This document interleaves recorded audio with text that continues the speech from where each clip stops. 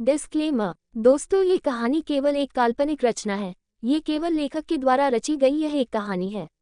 इसका वास्तविक जीवन से कोई भी संबंध नहीं है। कृपया आप कहानियों को केवल मनोरंजन की दृष्टि से ही सुने, और साथ ही अगर आप इस चैनल नॉवल स्टोरी 2.6 पर पहली बार आए हैं तो चैनल को सब्सक्राइब और वीडियो को भर भर लाइक करना ना भूलें। धन्यवाद। एपिसोड 46। शिवी ने थोड़ा परेशान होते हुए कहा, तान्या दी, मुझे इस बारे में स्वर्णा माँ को बताना होगा। ऐसे ही उन्हें बिना बताए यहाँ रहने नहीं आ सकती। तो तान्या शिवी के पास आकर खड़ी हो गई और बोली, उस सब की फिक्र तुम मत करो, वह सब मैं और शिवांश संभाल लेंगे, तुम जाओ अपने रूम में। अब शिवी के लिए ये सब बर्दाश्त करना बहुत मुश्किल हो रहा था। उसने गुस्से से अपनी मुठिया का कस ली, जैसे अपने गुस्से को बर्दाश्त करने की कोशिश कर रही हो। फिर उसने मिस्टर माथुर और तान्या की तरफ देखते हुए कहा, मुझे नहीं लगता कि मेरा यहाँ कोई रहता है, तो अब मैं वहाँ जा रही हूँ जहाँ वाकई में कोई है जो मुझे प्यार करता है और मेरी फिक्र करता है, कहकर शिवी वहाँ से बाहर निकल गई। तान्या तिरछी स्माइल के साथ उस फाइल को देख रही थी। आखिर उसे वो मिल गया जो उसे चाहिए था। फिर उसने शिवी को जाते हुए देख मन ही मन कहा, शिवी, क्या लगता है तुम्हारी लाइफ से परेशानियां खत्म हो गई?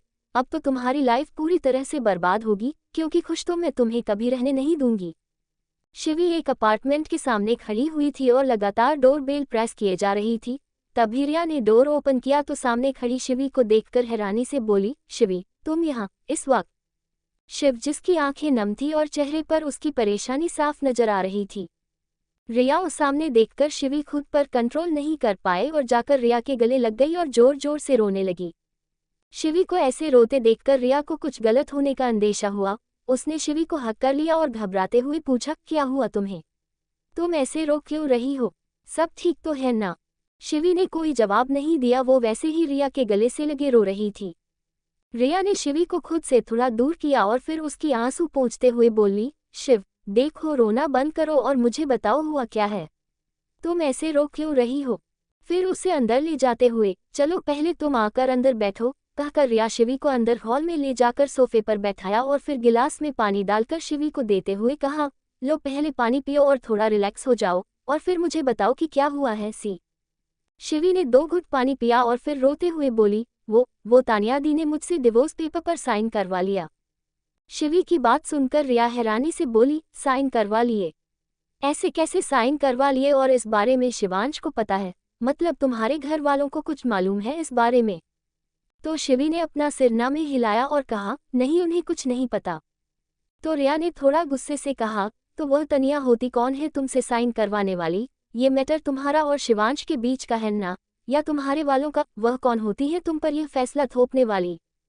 शिवी रूंधे गले से बोली, रिया, ये सब तो एक दिन होना ही था ना, और डैड ने भी मुझे पहले ही बोल दिया था कि जब तान्या दी वापस आएगी तो मुझे डिवोर्स पेपर पर साइन करना ही होगा। रिया ने एक गहरी सांस ली और फिर शिवी से कहा, जब तुम्हें पहले से सब कुछ पता था शिवी, तो तुम इतना रो क्यों रही हो? तो शिवी ने सुबकते हुए कहा, पता नहीं रिया, पर मुझे दिल में बहुत दर्द महसूस हो रहा है, बहुत ही ज्यादा। रिया ने शिवी के कंधे पर हाथ रखा और प्यार से कहा, शिवी, मैं जानती हूँ शिवांश के लिए तुम्हारे मन में फीलिंग है, इसी वजह से तुम्हें इतना ज्यादा रोना आ रहा है, लेकिन एक बात कहूँ शिवी, तुम्हें बुरा ना लगे तो? शिवी ने रिया की तरफ देखा तो रिया ने शिवी का हाथ पकड़ते हुए कहा, अच्छा ही होगा कि तुम्हें इस रिश्ते से छुटकारा मिल रहा है, क्योंकि जब से तुम्हारी शादी शिवांश से हुई है मैंने तुम्हें हमेशा परेशान ही देखा है, और तुम एक ऐसे रिश्ते में फंस कर रह गई हो जिसमें कोई उम्मीद ही नहीं थी, और मैं तुम्हारी दोस्त हूँ तो मैं चाहती हूँ तुम अपनी जिंदगी खुलकर जियो और अपने सपनों को पूरा करो, ना कि ऐसे घुटन भरे रिश्ते में घुट घुट कर रहो। तो शिवी ने उससे कहा, पर रिया, शादी टूटना कोई अच्छी बात तो नहीं होती है ना? पता है, कुछ दिनों से मुझे लग रहा है कि शिवांश का बिहेवियर भी मेरे लिए चेंज हो रहा है, और जब भी मैं उनसे डाइवोर्स की बात करती थी वह बहुत गुस्सा हो जाते थे। फिर कुछ देर चुप रहने के बाद, रिया, मुझे डर भी लग रहा है कि अगर शिवांश को पता चला कि मैं डाइवोर्स पेपर पर साइन कर दिए हैं तो फिर से मुझ पर गुस्सा ना करें। तो रिया ने उसे समझाते हुए कहा, पहले तो तुम्हें डरने की जरूरत नहीं है शिवी, क्या शिवांश ने कभी भी तुमसे कहा कि वह तुमसे प्यार करता है और तुम्हें दिल से अपनी पत्नी मानता है? नहीं ना? उसने हमेशा से यही कहा ना कि वह तान्या से प्यार करता है, और तुम्हें डिवोर्स देकर वो उससे शादी करेगा तो फिर उसका गुस्सा करने का सवाल ही पैदा नहीं होता है। और अगर तुम्हें लगता है शिवांश के दिल में भी तुम्हारे लिए फीलिंग जाग रही है तो फिर अब फैसला शिवांश को करना होगा कि उसकी लाइफ में या तो तान्या रहेगी या फिर तुम। समझ रही हो ना मेरी बात? शिवी ने धीरे से अपना सिर हाँ में हिलाया तो रिया ने उसे दोबारा समझाते हुए कहा, इस बार तुम्हें स्ट्रांग होना होगा शिवी, तुम पूरी जिंदगी ऐसे नहीं बिता सकती। हर किसी ने तुम्हारी मासूमियत का गलत फायदा ही उठाया है, पर अब वक्त आ गया है कि तुम अपने लिए लड़ो, अपनी सेल्फ रिस्पेक्ट के लिए लड़ो। हर किसी को यह हक मत दो कि तुम्हारी सेल्फ रिस्पेक्ट को चोट पहुंचाए, क्योंकि जब तक तुम खुद की रिस्पेक्ट नहीं करोगी ना तो कोई भी तुम्हारी रिस्पेक्ट नहीं करेगा। शिवी ने अपने आंसू पोंछते हुए कहा, तुम सही कह रही हो रिया, अब मुझे ही स्ट्रांग होना होगा, पर मुझे शिवांश के गुस्से से डर लगता है, वो कहीं यहाँ मुझे लेने आ गए तो। रिया ने अपना माथा पीटते हुए कहा, शिवी तुम्हारा क्या होगा, तुम्हें शिवांश के सामने ही तो स्ट्रांग बनना है, और फिलहाल तुम वो सब छोड़ो, जब तुम्हारा वो साइको हस्बैंड आएगा तब की तब देखी जाएगी, पर मुझे नहीं लगता है वो तन्या डायन उसे यहाँ आने देगी। फिर सोफे से खड़े होते हुए शिवी का हाथ पकड़ उसे खींचते हुए बोली, अब चलो जल्दी से जाकर अपना हुलिया ठीक करो, ऐसे रो रही थी पता नहीं किसने मारपीट के भगा दिया हो। शिव ने खड़ी होकर मुंह बनाते हुए उसे देखा और कहा, तुम मेरा मजाक उड़ा रही हो? रिया ने हंसते हुए कहा, अरे नहीं मेरी जान, भला मेरी हिम्मत है तुम्हारा मजाक उड़ाने की, अब जाओ जाकर चेंज कर लो, मैं तुम्हारा डिनर बना देती हूँ। कहकर रिया ने उसे एक रूम की तरफ धकेल दिया और खुद किचन में चली गई। एक 7 स्टार होटल। शिवांश ने एक रूम के बाहर खड़ा होकर रूम की बेल प्रेस की, तभी तान्या ने रूम का डोर ओपन किया और शिवांश के अंदर आते ही जल्दी से शिवांश के गले लग गई। ओ शिवांश, मैं तुम्हारा कब से वेट कर रही थी, मेरे पास तुम्हारे लिए गुड न्यूज़ है। तान्या शिवांश का हाथ पकड़ उसे सोफे की तरफ ले गई। शिवांश ने सोफे पर बैठते हुए कहा, ऐसी कौन सी गुड न्यूज़ है तान्या, जो तुमने मुझे इस वक्त यहाँ बुलाया है, और तुम सुबह होने का वेट भी तो कर सकती थी ना। तो तान्या उसकी गोद में जाकर बैठ गई और बोली, मैं सुबह तक का वेट नहीं कर सकती थी। फिर टेबल पर रखे हुए कुछ पेपर को उठाकर शिवांश को देते हुए कहा, लो देखो, हमारी प्रॉब्लम सॉल्व हो गई। शिवांश ने एक नज़र तान्या की तरफ देखा और फिर पेपर्स की तरफ, और जैसे ही उसकी नज़र पेपर्स के पहले पन्ने पर गई उसके फेस एक्सप्रेशन भी तुरंत ही चेंज हो गए, जो अब तक नॉर्मल नजर आ रहे थे। शिवांश ने कंफ्यूजन से पूछा, डाइवोर्स पेपर्स? तान्या ने चहकते हुए कहा, हाँ डिवोर्स पेपर, तुम्हारे और शिवी के डाइवोर्स पेपर्स। अब देखो शिवी ने तो साइन कर दिया, अब तुम भी जल्दी से साइन करो ताकि मैं इसे कोर्ट में सबमिट करवा सकूं, और उसके बाद शिवी हमेशा के लिए हमारी लाइफ से दूर। कहते हुए तान्या ने शिवांश के गले में अपनी बाहें डाल दी। वही शिवांश तो अभी भी एकटक उन पेपर्स को ही देखे जा रहा था। उसने पेपर्स के पन्ने पलटकर जैसे ही उस पर शिवी के सिग्नेचर देखे उसकी आंखों में जैसे गुस्सा उतर आया था। वो मन ही मन बोला, तुम्हारी हिम्मत कैसे हुई इस पर साइन करने की, मेरे इतना मना करने के बावजूद तुमने ऐसा किया, this won't be good for you. कभी तान्या ने शिवांश से कहा, तुम ऐसे क्या देख रहे हो, जल्दी से साइन करो इस पर, और वैसे भी तुमने मुझसे कहा था ना तुम जल्दी ही शिवी को डाइवोर्स दोगे। शिवांश जैसे अपने होश में आया, उसने फिर तान्या की तरफ देखते हुए कहा, हाँ मैं शिवी को डिवोर्स देने वाला था, पर ये। तभी शिव तान्या ने उसके हाथ में पेन पकड़ाते हुए कहा, ये पर मैं कुछ नहीं सुनूंगी, अभी के अभी इस पर साइन करो। अब शिवांश ने इरिटेट होते हुए कहा, तान्या तुम्हें इस बात की जल्दी क्या है, हो जाएगा ना शिवी से मेरा डिवोर्स, और फिलहाल मुझे किसी काम से जाना है, हटो आगे से। कहकर उसने तान्या को साइड में धकेल दिया और जैसे ही उठकर जाने लगा, तान्या ने उसका हाथ पकड़कर उसे रोक लिया और कहा, शिवांश तुम इतनी आनाकानी क्यों कर रहे हो साइन करने में, और ये तो पहले से ही तय था ना कि तुम शिवी को डिवोर्स दोगे। फिर थोड़ा रुवासा होते हुए, कहीं ऐसा तो नहीं कि तुम्हारा मन बदल गया है, तुम शिवी को छोड़ना ही नहीं चाहते हो, बोलो। शिवांश ने गहरी सांस ली और फिर तान्या से कहा, तान्या तुम फालतू की जिद करना बंद करो, क्या ऐसे ही डिवोर्स हो जाता है, मुझे अपने घर वालों को भी बताना होगा। तान्या अब शिवांश के आगे आकर खड़ी हो गई और बोली, घर वालों को वैसे भी पता चल जाएगा, क्योंकि शिवी ने अब पुराना मेंशन छोड़ दिया है। शिवांश के लिए ये दूसरा झटका था। वो चिल्लाते हुए बोला, व्हाट, ऐसा कैसे कर सकती है वो, क्या वह माथुर विला में है? तो तान्या ने कहा, नहीं वो माथुर विला में नहीं है, मैंने उसे कहा भी था कि वो वहां रह सकती है, पर उसने साफ मना कर दिया। शिवांश ने तान्या के दोनों कंधों को कसकर पकड़ा और थोड़ा गुस्से से पूछा, तो कहाँ गई है वो? तान्या ने चिढ़ते हुए कहा, मुझे नहीं पता कहाँ गई है, हमसे कह कर गई थी कि वहां जा रही है जहां लोग उसे प्यार करते हैं और उसकी परवाह करते हैं, और तुम भी जानते हो कि वो किसकी बात कर सकती है, गई होगी निखिल के पास। तान्या की बात सुनकर शिवांश जैसे ही दरवाजे की तरफ बढ़ा, तभी तान्या ने जाकर उसका रास्ता रोकते हुए बोली, तुम कहाँ जा रहे हो शिवांश? शिवांश ने तान्या को हटाते हुए कहा, हटो आगे से, मुझे उसे लेने जाना होगा, वो ऐसे ही खुराना मेंशन छोड़कर नहीं जा सकती।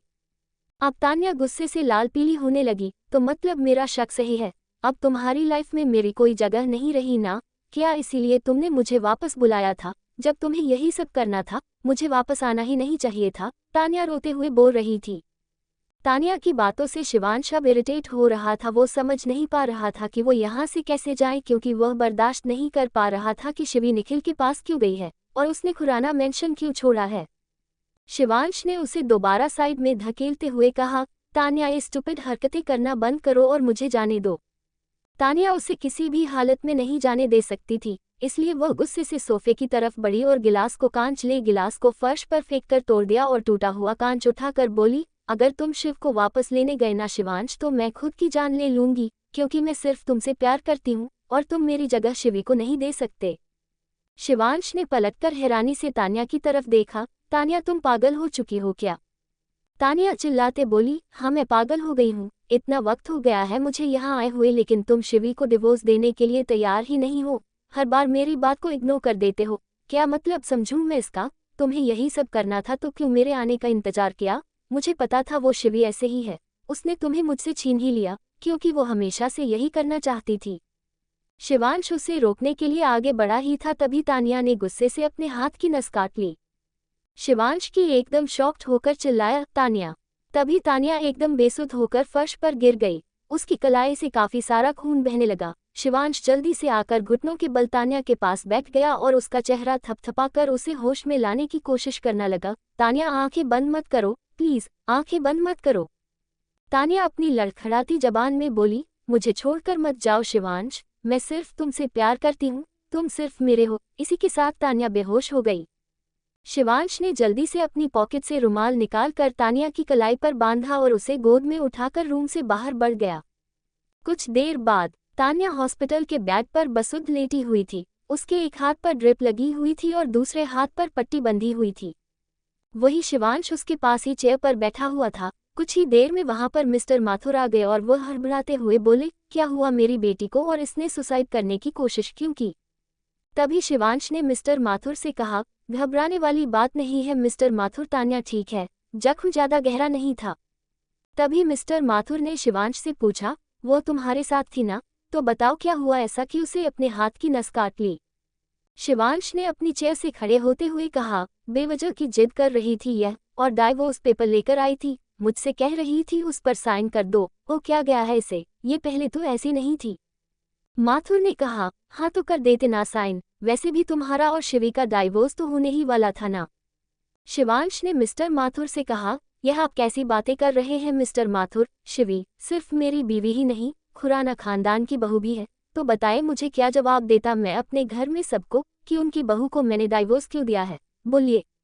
अब हम मिस्टर माथुर इस बात पर चुप हो गए, क्योंकि उन्होंने इस बारे में तो सोचा ही नहीं था। तभी शिवांश ने अपना फोन अपनी पॉकेट में रखते हुए कहा, ये फिलहाल दवा के असर से नींद में है, मैं यहाँ से जा रहा हूँ, मुझे कुछ काम है, आप रुकिए यहाँ पर, कहकर शिवांश रूम से बाहर निकल गया। शिवांश हॉस्पिटल से बाहर आकर अपनी गाड़ी में बैठा और एक नंबर डायल किया। 2-3 रिंग के बाद ही सामने से फोन उठा लिया गया। सामने निखिल था। शिवांश ने सीधा मुद्दे पर आते हुए पूछा, शिवी कहाँ है निखिल? तो निखिल ने कंफ्यूजन से कहा, शिवी तुम्हारे घर पर ही होगी, मुझे क्या पता कहाँ है। शिवांश ने अपनी आंखें छोटी कर पूछा, तुम सच कह रहे हो ना, वो तुम्हारे पास नहीं आई ना? तो निखिल ने उससे टोंट मारते हुए कहा, उस बेचारी को तुमने इतना डरा धमका रखा है कि वह अपने बचपन के दोस्त से बात तक नहीं कर सकती और तुम मेरे पास आने की बात कर रहे हो, कहकर उसने फोन डिस्कनेक्ट कर दिया। शिवांश ने फ्रस्ट्रेटेड होकर फोन को फ्रंट सीट पर फेंका और स्टीयरिंग व्हील्स पर जोर से हाथ मारते हुए कहा, कहाँ हो तुम शिवी? तभी कुछ सोचकर शिवांश ने कहा, रिया, तुम जरूर उसी के घर होगी, कहकर शिवांश ने गाड़ी स्टार्ट की और स्पीड से वहां से निकल गया। कुछ देर बाद शिवांश ने रिया के अपार्टमेंट के सामने खड़े होकर डोरबेल प्रेस की। 2-3 बार डोरबेल बजाने के बाद ही रिया ने डोर खोल दिया, लेकिन सामने शिवांश को देखकर उसका चेहरा गुस्से से तंग गया। उसने दरवाजे पर ही अपने दोनों हाथ टिकाकर उसका रास्ता रोकते हुए कहा, जहां हो वहीं खड़े रहो, क्योंकि यह मेरा घर है और बिना परमिशन तुम अंदर नहीं आ सकते।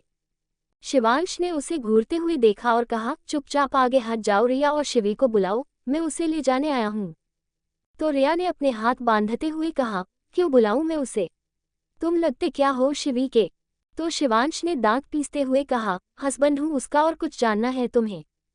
तो रिया ने उसकी बात मजाक में उड़ाते हुए कहा, डिवोर्स पेपर पर साइन कर दिए है उसने और जाहिर सी बात है तुमने भी कर दिए होंगे उस तानिया के कहने पर, तो अब किसके पति, अब जाओ यहाँ से, कहकर रिया जैसे ही दरवाजा बंद करने लगी, शिवांश ने दरवाजे पर अपना हाथ रख दिया और उसे इतनी जोर से धकेला कि रिया 3-4 कदम पीछे चली गई। रिया ने गुस्से से कहा, शिवांश ये क्या तरीका है, तुम ऐसे ही किसी के घर में नहीं घुस सकते। इससे पहले कि रिया कोई और बात आगे कहती शिवांश उसे पूरी तरह से इग्नोर कर आगे बढ़ गया और हॉल में आकर चिल्लाते हुए बोला, शिवी कहाँ हो तुम, चुपचाप मेरे सामने आओ। रिया उसके पास आते हुए बोली, आवाज नीचे रखो, यह मेरा घर है, यहाँ तुम्हारी मनमानी नहीं चलेगी। शिवांश ने एक बार फिर उसे घूर कर देखा और कहा, चुपचाप सोफे पर जाकर बैठ जाओ, यहाँ मैं अपनी बीवी को लेने आया हूँ और उसे लेकर ही जाऊंगा। तभी शिवी जो बाहर शोरगुल सुनकर किचन से निकल कर आई थी, जब उसने शिवांश को देखा वो भी इतने ज्यादा गुस्से में, तो वो वही जैसे जम सी गई। उसका दिल तो जैसे धड़कना ही भूल गया। शिवांश की नज़र जब शिवी पर गई तो उसने उसे गुस्से से घूरते हुए कहा, तुमने आखिर वही किया ना जिसके लिए मैंने तुम्हें मना किया था। कहते हुए शिवांश ने अपने कदम शिवी की तरफ बढ़ा दिए। शिवी ने जब शिवांश को अपनी तरफ आते हुए देखा तो जल्दी से भागते हुए एक रूम में घुस गई और रूम का डोर अंदर से लॉक कर दिया। शिवांश ने अपनी आंखें बंद की और मुट्ठियों को कसते हुए अपने गुस्से को जैसे कंट्रोल करने की कोशिश करने लगा। रिया ने खुश होते हुए कहा, शाबाश शिवी, झुकना मत इस आदमी के आगे, ये इसी लायक है। और फिर शिवांश से, और तुम देख लिया तुमने, शिवी का क्या फैसला है, वो तुम्हारे साथ नहीं आना चाहती है, अब निकलो मेरे घर से बाहर। शिवांश एक कोल्ड लुक दिया और रूम के सामने आकर जोर से चिल्लाया, शिवी चुपचाप दरवाजा खोल दो वरना मैं इसे तोड़ दूंगा। तभी रिया वहां आते हुए बोली, तुम्हारा दिमाग खराब है क्या? तुम मेरे घर का दरवाजा क्यों तोड़ोगे? मेरी दरवाजे पर एक खरोंच भी आए ना शिवांश खुराना, तो तुम पर कैस कर दूंगी मैं। शिवांश को पहले ही गुस्सा आ रहा था और यहाँ रिया उसका दिमाग खाई जा रही थी। उसने गुस्से से रिया को देखा और पूछा, तुम्हारा ये फ्लैट कौन से फ्लोर पर है? तो रिया ने कुछ सोचते हुए कहा, 15th फ्लोर पर। फिर शिवांश ने अपने हाथ बांधते हुए कहा, तो यहाँ से नीचे फेंकने पर तुम्हारा काम तमाम हो जाएगा या फिर सीधा टेरेस पर ले जाकर फेंको। शिवांश की धमकी सुनकर रिया की बोलती एकदम से बंद हो गई। वो जल्दी ही वहां से भागते हुए जोर से चिल्लाई, शिवी डोर ओपन मत करना, ठीक है? कहकर वो खुद भी दूसरे रूम में घुस गई और दरवाजे को अंदर से लॉक कर दिया।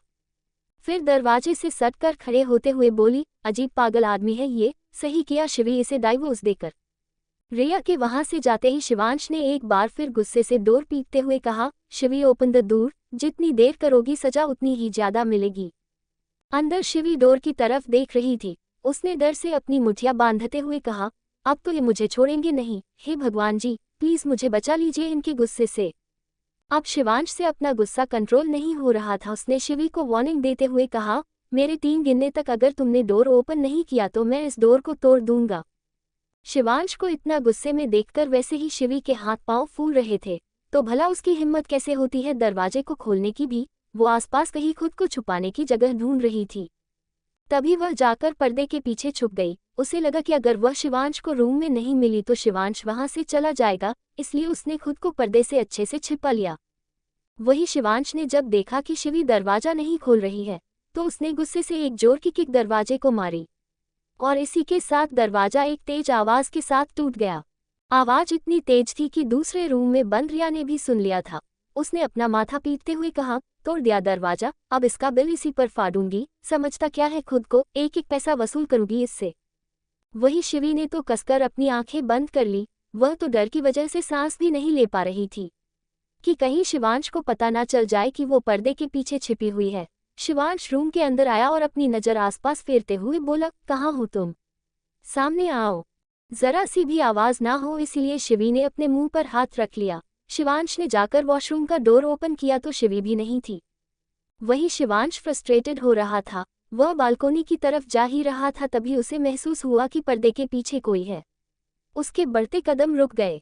एपिसोड 47। शिवांश ने अपने कदम पर्दे की तरफ बढ़ा दिए। वही पर्दे के पीछे छिपी हुई शिवी ने देखा शिवांश उसी की तरफ आ रहा है, तो उसकी आंखें डर से एकदम बड़ी हो गई, क्योंकि पर्दा थोड़ा सा झीना था जिस वजह से उसे रूम में शिवांश अपनी तरफ आते हुए नजर आ रहा था।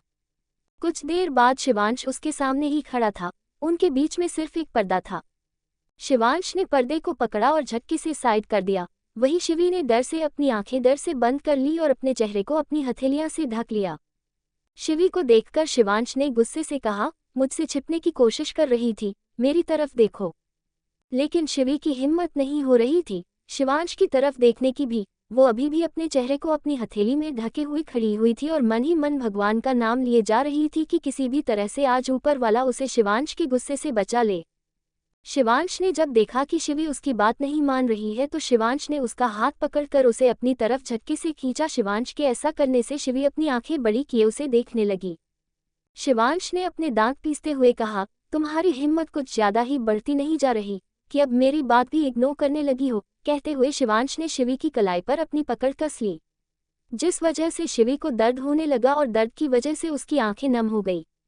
शिवांश, मेरा हाथ छोड़िए, मुझे दर्द हो रहा है। शिवी ने अपना हाथ शिवांश की पकड़ से छुड़ाने की कोशिश की। शिवांश ने शिवी का हाथ मोड़कर उसकी पीठ से लगा दिया और शिवी को अपने और करीब करते हुए कहा, जब सजा से डर लगता है तो ऐसी हरकतें करती क्यों हो और किससे पूछकर डिवोर्स पेपर्स पर साइन किए तुमने? शिवी ने शिवांश की आंखों में देखते हुए कहा, तानिया दी और डैड के कहने पर। शिवांश ने उसकी आंखों में देखते हुए कहा, और जो मैंने कहा उसका क्या? उद्धरण चिन्ह। शिवांश की बात सुनकर शिवी ने मन ही मन कहा, नहीं शिवी, अब तू कमजोर नहीं पड़ सकती, तुझे अपनी सेल्फ रिस्पेक्ट के लिए लड़ना ही होगा। शिवी ने अब हिम्मत करके कहा, नहीं शिवांश, अब आप मुझे अपने साथ रहने के लिए फोर्स नहीं कर सकते और मैं क्यों न दूं डिवोर्स, वैसे भी आपने कब मुझे अपनी पत्नी माना? शिवांश कुछ पल तो शिवी को देखता ही रह गया। आज उसे शिवी की आंखों में डर नजर नहीं आ रहा था, नजर आ रहा था तो सिर्फ एक सवाल, जिसका जवाब तो खुद शिवांश के पास भी नहीं था। शिवांश ने अपनी आंखें छोटी करके पूछा, तुम इसीलिए डिवोर्स चाहती हो ना कि तुम उस निखिल के साथ रह सको? शिवी को अब शिवांश पर बहुत गुस्सा आया, क्योंकि वो कई बार कह चुकी थी कि निखिल उसका दोस्त है, लेकिन शिवांश हर बार उसका नाम निखिल के साथ जोड़कर उसके कैरेक्टर को पॉइंट करता था। वह पहले ही अंदर से काफी भरी हुई थी और शिवांश उसके सब्र की परीक्षा ले रहा था। उसने अब गुस्से से शिवांश को दूर धकेला और उस पर चिल्लाते हुए कहा, हाँ, मैं डिवोर्स के बाद निखिल के साथ रहूंगी। आप भी कौन सा सारी जिंदगी अकेले बिताने वाले हैं? आप भी तो तानिया दी से शादी करेंगे ना, फिर मुझसे क्यों उम्मीद कर रहे हैं कि मैं सारी जिंदगी अकेले रहूं? आज शिवी पूरे दिन की फ्रस्ट्रेशन शिवांश पर निकाल रही थी, क्योंकि अब उसकी बर्दाश्त से बाहर हो रहा था। वही शिवी की बात सुनकर शिवांश कुछ पल तो शॉक रह गया, लेकिन फिर उसकी मुठ्ठियां गुस्से से कस गई। उसने आगे बढ़कर शिवी के कंधे को पकड़ा और पीछे की तरफ धकेलते हुए उसे दीवार से लगा दिया। कुछ पल के लिए तो शिवी के मुंह से डर से एक चीख निकल गई, लेकिन फिर वो गुस्से से बोली, आप ये क्या कर रहे हैं? छोड़िए मुझे। शिवांश ने उसके चेहरे की तरफ झुकते हुए कहा, तो अब मैं भी तुम्हें डिवोर्स नहीं देने वाला, ताकि तुम्हारे अरमान कभी पूरे ना हो। शिवी हैरानी से शिवांश को देखने लगी। फिर उसने शिवांश से पूछा, आप क्या चाहते हैं शिवांश? आप किसे चाहते हैं, शिवी या तानिया दी? कहते हुए शिवी की आंखों में कई सारे इमोशन नजर आने लगे। वही शिवांश की आंखें भी कुछ और बयां कर रही थी। उसने धीरे से कहा, इसका जवाब तुम्हें जल्द मिल जाएगा, पर अभी मेरे साथ चलो। शिवी की आंखों में नमी आ गई और उसने धीरे से अपना सिर ना में हिलाया और कहा, नहीं शिवांश, अब आपको फैसला करना होगा, तानिया दी या मैं, क्योंकि अब मुझे भी घुटन होने लगी है इस बिना उम्मीद के जुड़े रिश्ते से। कहकर शिवी ने शिवांश के हाथ अपने कंधे से हटाए और उसे खुद से दूर धकेलकर वॉशरूम में भाग गई। उसने वॉशरूम को अंदर से लॉक किया और डोर के सहारे ही नीचे बैठ गई और घुटने में अपना सर छुपाए रोने लगी। वही शिवांश ने फ्रस्ट्रेशन से अपने बालों में हाथ फेरा और एक नज़र वॉशरूम की तरफ देख रूम से बाहर निकल गया। एपिसोड 48। रात के बाद अंश गाड़ी ड्राइव करते हुए अपने घर की तरफ आ ही रहा था कि तभी डैशबोर्ड पर रखा हुआ उसका फ़ोन रिंग करने लगा। उसने अपनी गाड़ी साइड में लगाई और फ़ोन को रिसीव कर अपने कान पर लगा लिया। दूसरी तरफ की बात सुनकर अंश की पकड़ गुस्से से अपने फ़ोन पर कस गई। उसने सख्त आवाज़ में कहा, मैं बस अभी आ रहा हूँ, और फ़ोन डिस्कनेक्ट कर साइड की सीट पर फेंका और अपनी गाड़ी को यू टर्न ले लिया। कुछ देर बाद उसकी गाड़ी एक क्लब के बाहर आकर रुकी। अंश अपनी गाड़ी से बाहर आया और उसने अपने कदम क्लब के अंदर की तरफ बढ़ा दिए। क्लब के अंदर का माहौल काफ़ी ज़्यादा गर्म नजर आ रहा था। सामने की तरफ देखकर अंश के आंखों में जैसे खून उतर आया था। सामने ही शिवांश, जो उस वक्त नशे में पूरी तरह से धुत था, वो 4 लड़कों से फाइट कर रहा था। शिवांश की एक बांह पर गोली लगी थी, जिस वजह से उसके बांह से खून बह रहा था। एक इस वक्त वो काफी नशे में था और ऊपर से जख्मी भी, और इसी बात का फायदा वह चारों लड़के उठा रहे थे और एक साथ शिवांश पर टूट पड़े थे, लेकिन शिवांश पूरी हिम्मत के साथ उनका मुकाबला कर रहा था। इस क्लब के मैनेजर ने ही अंश को फोन करके यहाँ बुलाया था। उनमें से 3 लड़कों ने शिवांश को पकड़ लिया था और चौथा लड़का शिवांश के पेट पर पंच मारने ही वाला था कि तभी एक मजबूत हाथ ने उस पंच को अपने हाथ से रोक दिया। उस लड़के की नज़र अंश की खतरनाक नज़रों से मिली। अंश ने गुस्से से अपने हाथ से ही उस लड़के के हाथ को बुरी तरह से मसला, जिस वजह से उस लड़के की दर्दनाक चीख निकल गई, लेकिन अंश उसके हाथ को छोड़ नहीं रहा था। जैसे जैसे उसकी पकड़ उस लड़के के हाथ पर कसती जा रही थी, वो लड़का दूसरे हाथ से अपने हाथ को पकड़े चिल्ला रहा था। तभी अंश ने एक झटके में ही उसके हाथ की कलाई तोड़ दी और एक जोरदार पंच उस लड़के के मुंह पर मारा। अपने साथी की हालत देखकर वो तीनों लड़के जिन्होंने शिवांश को पकड़ा हुआ था हक्के बक्के रह गई। अब अंश ने उन तीनों लड़कों की तरफ देखा, फिर एक अजीब सी डरा देने वाली हंसी के साथ कहा, हाथ उठाने से पहले सोच तो लिया होता कि किसका भाई है जिस पर तुम हाथ उठा रहे हो। वो है शिवांश खुराना और ये मेरा भाई है, और मैं हूँ अंश खुराना, तुम्हारा बाप। शिवांश अपनी नशीली आंखों से अंश को देख रहा था। अब उसके होठों पर भी अजीब सी स्माइल आ गई। आ गया तू अंश, चल अब मिलकर धोते हैं इन कमीनों को, मेरे नशे में होने का फायदा उठा रहे थे साले। अंश ने एक एक कर उन तीनों लड़कों को घूरा, जिस वजह से उन्होंने शिवांश को छोड़ दिया, क्योंकि जब उन्होंने अंश और शिवांश का नाम सुना तो अपने आप ही उनकी हिम्मत जवाब दे गई। अब तो वो ये सोचकर कांप रहे थे कि जिस पर उन्होंने अटैक किया था वह शिवांश खुराना है, अंश खुराना का भाई। उन लोगों की तो हालत ही पतली हो रही थी। वही वहां मौजूद और लोग तो काफी देर से इस फाइट को देख रहे थे, आपस में ही खुसुर फुसुर करने लगे। अब अंश खुराना इन लोगों की हालत बुरी कर देगा, क्योंकि गुस्से में अंश खुराना एक शैतान बन जाता है। मैनेजर ने बाउंसर को इशारा किया तो उनके बाउंसर उनका इशारा समझकर वहां मौजूद बाकी लोगों को वहां से भगाने लगे और बाद में क्लब के मेन गेट को भी अंदर से बंद कर दिया। अब वहां पर सिर्फ वो लड़के अंश और शिवांश ही मौजूद थे। बाकी बाउंसर दूर खड़े होकर यह सब देख रहे थे, क्योंकि बिना अंश के ऑर्डर के वह कुछ भी नहीं कर सकते थे। अंश ने अपने भाई को ऊपर से नीचे तक देखा, फिर उसके पास जाकर उसका चेहरा थपथपाते हुए कहा, इतनी पी क्यों तूने, तेरा ब्रेकअप हो गया है क्या, या तेरी वो तानिया किसी और के साथ भाग गई जो ये हालत बना रखी है। तो शिवांश ने कहा, अब ये सब बाद में पूछना, पहले इन लोगों से निपट ले, कमीनों ने गोली चला दी हाथ पर। अंश ने उसे एक चेयर पर बैठाते हुए कहा, पहले तेरी हालत देख, तू बस यहाँ बैठ, उनसे मैं निपट लूंगा। वाकई में शिवांश की हालत बहुत खराब थी, वह खड़ा होने के लायक भी नहीं था। शिवांश को चेयर पर बैठाकर अंश अपनी बाजू फोल्ड करते हुए बोला, हाँ तो बताओ, किसके खून में गर्मी ज्यादा थी कि मेरे भाई पर गोली चलाने की हिम्मत की। उसमें से एक लड़का कांपते हुए बोला, मैंने नहीं चलाए, मैंने इन लोगों से कहा भी था कि ऐसा ना करें, पर ये लोग मान ही नहीं रहे थे। तो दोनों लड़कों ने हैरानी से लड़के की तरफ देखा, फिर अपना बचाव करते हुए कहा, नहीं हमने कुछ नहीं किया, हमने भी गोली नहीं चलाई। फिर अंश ने फ्लोर पर पड़े हुए लड़के की तरफ देखा जो अभी भी अपनी कलाई को पकड़े दर्द से तड़प रहा था। अंश से नजर मिलते ही उस लड़के की आंख में खौफ उतर आया, तो अंश समझ गया कि इसी ने ही शिवांश पर गोली चलाई है। उसने काउंटर पर रखी एक बोतल को उठाकर सीधा उसके सर पर फोड़ दिया। कुछ ही देर में एक लड़का अपना सिर पकड़े बेसुध हो गया। उसके सिर से काफी खून बह रहा था। अब अंश उन लड़कों की तरफ बढ़ा और कहा, और तुम लोग क्या कर रहे थे, वह भी मैंने देखा, सालों जितने कांड तुमने नहीं किए होंगे ना, उससे ज्यादा तो मैं चलते फिरते रोज कर देता हूँ। कहकर अंश ने उसमें से 2 लड़कों के बालों को पकड़ा और उनका सिर सीधा काउंटर पर पटक दिया, जिससे उन दोनों के सिर जोर से काउंटर पर लगने दोनों ही जख्मी हो गए। उसके बाद तो अंश ने उन सभी को इस तरह से धोया, किसी का हाथ टूटा तो किसी का पैर, और कोई अपना सिर पकड़े हुए फर्श पर लेटा हुआ कराह रहा था। फिर अंश ने उन बाउंसर्स से कहा, उठाकर ले जाओ इन्हें और घने जंगलों में जाकर किसी पेड़ से बांध दो, बाकी का काम वहां के जंगली जानवर खुद कर लेंगे। और अब मिलते ही बाउंसर्स उन सभी लड़कों को घसीट कर वहां से ले गए। फिर अंश ने शिवांश की तरफ देखा जो अभी भी नशे में झूम रहा था। अंश ने अपना सिर ना में हिलाया और कहा, आज इसको हुआ क्या है, इतनी क्यों चढ़ा रखी है। फिर वो भी आकर उसके सामने चेयर पर बैठ गया और काउंटर पर रखी एक वाइन की बोतल को उठाकर ओपन किया और उसके कुछ घूंट पीने के बाद फिर शिवांश से पूछा, अब क्या हुआ है तुझे, यह ऐसी हालत क्यों बनाए घूम रहा है। शिवांश ने अपनी नशे से भरी आंखों से अंश को देखा और फिर एक स्माइल के साथ कहा, मुझे खुद भी नहीं पता मेरे भाई कि मुझे हुआ क्या है। ये दिल ना अंदर से घनचक्कर बन चुका है, समझ ही नहीं आता कि चाहता क्या है। शिवांश ने एक अजीब से एक्सप्रेशन के साथ कहा, देख तेरी पहेलियों वाली बातें ना मेरी समझ में नहीं आ रही है। अब चल तेरे हाथ की मरहम पट्टी करा दूं। घर में अगर मॉम को पता चला ना तो इलाज बाद में करवाएंगी, पहले तुझे खुद पीट देंगी। कहकर अंश ने शिवांश का हाथ अपने कंधे पर रखा और उसे अपना सहारा देकर खड़ा किया। शिवांश चलने की हालत में बिल्कुल भी नहीं था, पर किसी तरह से उसे अपनी गाड़ी तक लेकर आया और फिर फ्रंट सीट पर बैठकर उसकी सीट बेल्ट लगा दी और दूसरी तरफ से आकर गाड़ी की ड्राइविंग सीट पर बैठ गया। वही शिवांश सीट पर सिर टिकाए अपने आप में ही कुछ बड़बड़ रहा था, जो अंश की समझ में तो आ ही नहीं रहा था। शिवांश ने गाड़ी स्टार्ट की और वहां से निकल गया। कुछ देर बाद अंश हॉस्पिटल के बेड पर टेक लगाए बैठा हुआ था और उसकी बाजू पर इस वक्त पट्टी बंधी हुई थी। उसकी शर्ट उतार दी गई थी, गोली बाजू को छूकर निकली थी, इस वजह से घाव ज्यादा गहरा नहीं था।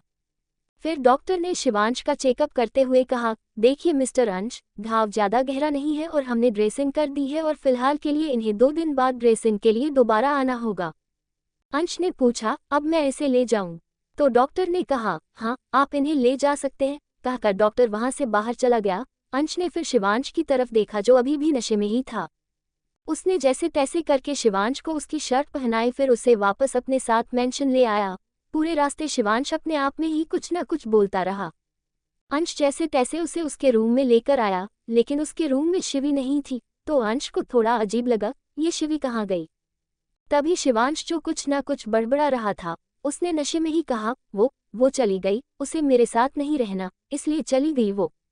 अंश ने गहरी सांस ली और उसे बेड पर आहिस्ता से लेटा दिया। शिवांश अभी भी बोले जा रहा था, उसकी हिम्मत कैसे हुई मुझे छोड़कर जाने की? उसे मेरे पास आना होगा, वो मेरी है, सिर्फ मेरी। शिवी तुम्हें मेरे पास आना होगा। अंश अपनी कमर पर हाथ रखे शिवांश को ही देखे जा रहा था। वो मन ही मन बोला, अब समझ आया ये देवदास बना क्यों घूम रहा है। जब इसे शिवी ही चाहिए थी तो उस तानिया को क्यों नहीं लात मार के भगा दिया। वैसे ही मुझे उसकी शक्ल पसंद नहीं है। फिर अंश ने अंगड़ाई लेते हुए कहा, अब मैं तो चला अपने रूम में, मेरी नई नवेली बीवी के पास। हीर मेरी जान, कितने घंटे बीत गए ना तुम्हें देखे हुए। फिर उसने शिवांश को ब्लैंकेट से कवर किया और रूम से बाहर निकल गया। जब वो अपने रूम में आया उस वक्त तक हीर सो चुकी थी। वो हीर के पास आकर खड़ा हो गया और कुछ देर तक हीर को देखता रहा। हीर ब्लैंकेट को कसकर पकड़े हुए सो रही थी। सोते हुए उसके फूले फूले गाल जो एक साइड से हल्का सा पिलो में दब गए थे और इस वजह से उसके सुर्ख होठों का एक अट्रैक्टिव पाउट बना रहे थे। इसे देखकर अंश के होठों पर एक स्माइल आ गई। उसने अपनी उंगलियों से हीर के एकदम गुलाबी सॉफ्ट गालों को टच किया और धीरे से उसके मुंह से निकला, हम सो सॉफ्ट। अंश ने तिरछी स्माइल के साथ कहा, बस बेबी, अभी चेंज करके आता हूँ, तुम्हारी नींद को हराम करने। कुछ देर बाद वह चेंज करके वापस रूम में आया और हीर के बगल में ही आकर लेट गया। इस वक्त हीर ने उसकी तरफ से करवट ली हुई थी और वह काफी गहरी नींद में थी। अंश ने उसे अपनी तरफ किया और अपना चेहरा उसकी नेक में घुसाते हुए उसकी नेक को स्नीफ करने लगा और धीरे धीरे उसकी स्किन को अपनी होठों से सहलाने लगा, जिस वजह से हीर नींद में ही मचल रही थी। अंश ऐसे ही किस करते हुए धीरे धीरे उसके ऊपर आ गया और फिर अपना चेहरा उठाकर हीर के चेहरे की तरफ देखने लगा, जो नींद में ही बड़े क्यूट तरह के एक्सप्रेशन दे रही थी अंश के परेशान करने की वजह से। अंश ने हीर के गाल को पकड़कर हल्का सा दबाया, जिस वजह से उसके होंठ थोड़े से खुल गए और उसके होठों का बहुत ही क्यूट सा पाउट बन गया। अंश का मन उन होठों को खा जाने का कर रहा था, इसीलिए अब वो रुका नहीं। उसने अपने होंठ उसके होठों पर रख दिए, जिससे हीर की नींद धीरे धीरे खुलने लगी थी। जब उसे महसूस हुआ कि कोई उसके ऊपर है तो घबराकर उसने अपनी आंखें खोल दी और अंश के कंधे पर मारने लगी। अंश ने उसे छोड़ने की बजाय उसे और भी ज्यादा डीपली किस करने लगा। हीर डर और घबराहट की वजह से कांप रही थी, क्योंकि पहले ही वह नींद में थी और अचानक से किसी को अपने करीब देखकर वो समझ ही नहीं पाई कि ये अंश हो सकता है। हर बढ़ते पल के साथ हीर और भी ज्यादा एफर्ट लगाने लगी अंश की पकड़ से छूटने के लिए। कुछ देर बाद अंश ने उसके होंठों को छोड़ा और उसके चेहरे की तरफ देखने लगा। हीर की आंखों में डर और घबराहट साफ नजर आ रही थी, लेकिन जब उसने अंश को देखा तो अब जाकर उसने एक चैन की सांस ली, लेकिन उसकी आंखों में नमी उतर आई थी डर की वजह से। अंश ने उसके गालों को सहलाते हुए कहा, क्या हुआ, डर गई थी? तो हीर ने अपना सिर धीरे से हाँ में हिलाया और कहा, मुझे लगा हमारे रूम में कोई चोर आ गया है। हीर ने लंबी सांसें लेते हुए कहा। अंश ने शरारती स्माइल के साथ कहा, मेरे अलावा और किसी की हिम्मत नहीं है तुम्हारे करीब आने की, समझी? फिर उसके सुर पर चुके होठों को रब करते हुए कहा, वैसे इसका मतलब ये भी हुआ ना अब तुम्हें मेरा अपने करीब आना बुरा नहीं लगता है, क्यों? सही कहा ना? तो हीर ने जल्दी से कहा, नहीं, मेरा वो मतलब नहीं था। अंश ने उसे और परेशान करते हुए कहा, तुम्हारा क्या मतलब था और क्या नहीं, यह मुझे अच्छे से पता है। फिर अंश ने एक करवट ली और हीर को अपने ऊपर ले लिया। फिर उसकी कुर्ती के अंदर हाथ डाल उसकी सॉफ्ट कमर को सहलाते हुए कहा, तुमने मेरा वेट क्यों नहीं किया? अब तुम मेरी बीवी हो, तुम्हें नहीं लगता है कि तुम्हें मेरा इंतजार करना चाहिए, एक अच्छी बीवी की तरह? अंश जिस तरह से हीर की कमर को सहला रहा था उससे हीर के रोंगटे खड़े हो गए। फिर अंश की बात सुनकर हीर ने अपनी सफाई देते हुए कहा, वो कल सुबह जल्दी जागना है ना, इसीलिए मैं जल्दी सो गई थी, वरना नींद पूरी नहीं होती। तो अंश ने पूछा कि अब कल सुबह जल्दी क्यों जागना है? तो हीर ने जल्दी से कहा, कल मैं मायके जा रही हूं ना, इसीलिए। कहते हुए हीर की आंखों में चमक आ गई जिसे अंश ने भी नोटिस की थी। अंश ने अपनी भौहें चढ़ाते हुए पूछा, और क्यों जाओ तुम कल अपने मायके? तो हीर ने कहा, कल गफेरे की रस्म करनी है ना, इसलिए। तो माँ ने कहा था कल सुबह जल्दी उठकर तैयार होना है, आपको भी कल मेरे साथ जाना होगा, इसलिए आप भी जल्दी सो जाओ, वरना सुबह आपकी नींद नहीं खुलेगी, हीर ने बड़े ही भोलेपन से कहा। ये सुनकर कि हीर गफेरे की रस्म के लिए जा रही है तो वंश के फेस एक्सप्रेशन नॉर्मल हो गए, वरना ये सुनकर कि वह अपने मायके जा रही है अंश को डाउट हुआ कि कहीं हीर अपने घर जाकर रहने की जिद तो नहीं कर रही है। तभी उसने हीर को परेशान करने के लिए कहा, कल तुम मायके नहीं जा रही हो क्योंकि तुमने मुझसे परमिशन नहीं ली। हीर ने पहले हैरानी से अंश को देखा और फिर कहा, पर माँ ने कहा है ना, और ये तो रस्म होती है ना। अंश ने वापस हीर को पलटकर अपने नीचे किया और थोड़ी सख्त एक्सप्रेशन के साथ कहा, कह दिया ना, कल तुम मायके नहीं जा रही हो क्योंकि तुमने मुझसे परमिशन नहीं ली, इसीलिए। मैं अब तुमसे नाराज हो गया हूँ, इसीलिए अब तुम्हारा मायके जाना कैंसिल। अंश की बात सुनकर हीर का चेहरा रोने जैसा हो गया और उसकी आंखों में मोटे मोटे आंसू नजर आने लगे। उसने रूंधे गले से कहा, पर मुझे अपने माँ पापा की याद आ रही है, मुझे उनसे मिलना है, आप मुझे जाने से क्यों मना कर रहे हो? मैं अब मांग लेती हूँ ना आपसे परमिशन। ऐसा कहते हुए हीर काफी मासूम लग रही थी। अंश तो हीर की मासूमियत पर फिदा ही हो गया, उसने मन ही मन कहा, उफ। और वहीं उसे हीर की शक्ल देखकर हंसी भी आ रही थी और फिलहाल के लिए उसने अपने एक्सप्रेशन सख्त बनाए हुए ही कहा, तो मान लो परमिशन। तो हीर ने रुआंसा होते हुए कहा, आप मुझे कल मेरे मायके जाने दीजिए प्लीज, मुझे सच में अपने माँ पापा की याद आ रही है। तो अंश हीर के ऊपर से हट गया और उसके बगल में लेटते हुए बोला, अभी 2 दिन ही हुए हैं तुम्हारी शादी को, इतनी जल्दी तुम्हें याद भी आने लगी, कोई जरूरत नहीं है जाने की, चुपचाप घर पर रहो। हीर अब उठकर आलथी पलथी मारे बैठ गई और अंश की बाजू को पकड़कर हिलाते हुए बोली, प्लीज मुझे जाने दीजिए ना, मैं आइंदा से आपकी परमिशन पहले लिया करूंगी, आप ऐसा मत कीजिए ना। अंश को बड़ा मजा आ रहा था हीर को ऐसे परेशान करने में, इसीलिए वह बार बार हीर को मना कर रहा था। अबे हीर से बर्दाश्त नहीं हुआ तो उसने जोर जोर से रोना शुरू कर दिया और बच्चों की तरह जिद करने लगी, नहीं, मुझे उनसे मिलने जाना है, मुझे उनकी याद आ रही है। एक तो आपने मुझसे जबरदस्ती शादी कर ली और मुझे मेरे मम्मी पापा से मिलने भी नहीं दे रहे हो, मुझे जाना है। कहते हुए हीर सुबक रही थी। हीर को ऐसे रोते हुए देखकर अंश ने उसे अपने ऊपर खींच लिया और उस पर अपनी बाहें कसते हुए कहा, पहले चुप, अगर तुमने रोना बंद नहीं किया मैं तुम्हें वाकई में नहीं जाने दूंगा। हीर ने जब ये सुना तो कुछ पल के लिए चुप होकर अंश को देखने लगी और फिर पूछा, वाकई में नहीं जाने दोगे? मतलब आप मुझे जाने देने वाले थे? तो अंश ने अपने कंधे उचकाते हुए कहा, मैं तो सिर्फ तुमसे मजाक कर रहा था, मुझे क्या पता था तुम आंसुओं की चलती फिरती दुकान इस बात पर भी रोना शुरू कर दोगी। अंश की बात सुनकर हीर गुस्से से मुंह फुलाए अंश को देखने लगी। तो अंश ने अपनी भौहें चढ़ाते हुए कहा, क्या ऐसे क्या देख रही हो? क्या तुम चाहती हो कि मैं अपना विचार बदल दूं? तो हीर ने जल्दी से अपना सिर ना में हिलाया और कहा, नहीं, आप विचार मत बदलना। अंश ने अपना एक हाथ अपने सिर के नीचे रखा और कहा, अब मैंने तुम्हें जाने की परमिशन दे दी है तो तुम मुझे क्या देने वाली हो? हीर ने कुछ सोचकर कहा, मुझे नहीं पता आपको क्या पसंद है, आप मुझे बता देना, मैं वहां से लौटते वक्त आपके लिए ले आऊंगी। अंश ने हीर की आंखों में देखते हुए कहा, मुझे जो पसंद है मैं वहां से ले ही आया हूँ। अंश का इशारा हीर की तरफ ही था, जिसे हीर समझ गई थी, इसीलिए उसने अपनी नजरें झुका ली और धीरे से कहा, फिर आपको और क्या चाहिए? अंश ने शरारती स्माइल के साथ हीर के होंठों की तरफ देखा और कहा, जो मैं तुम्हें देता हूँ, मैं चाहता हूँ आज तुम मुझे लौटाओ। हीर ने कुछ सोचते हुए कहा, आप तो बस मुझे डराते रहते हैं और परेशान करते रहते हैं, तो क्या आप ये चाहते हैं कि मैं आपको डराऊं और परेशान करूं? हीर की बात सुनकर अंश ने मन ही मन अपना माथा पीट लिया, ओ गॉड, इस लड़की को तो रोमांस का आर भी नहीं आता, सब कुछ मुझको ही सिखाना पड़ेगा। अंश ने हीर के बालों को पकड़ा और उसका चेहरा अपने करीब करते हुए कहा, कोई बात नहीं, मैं खुद ही ले लेता हूँ, क्योंकि तुम तो ठहरी इडियट, तुम्हें कुछ समझ नहीं आता। कहकर अंश ने हीर के होठों को वापस अपने मुंह में भर लिया और उसे चूमने लगा। एक तरफ अंश हीर के बालों को पकड़े हुए था तो दूसरे हाथ से हीर की कमर को सहला रहा था। वही हीर ने कसकर अंश की कंधों को पकड़ लिया। एपिसोड 49। सुबह जब अंश की नींद खुली तो पाया कि हीर उसके पास नहीं थी। वो बेड से उठा और एक अंगड़ाई लेने के बाद अपने बालों में हाथ फेरा और वॉशरूम की तरफ चला गया।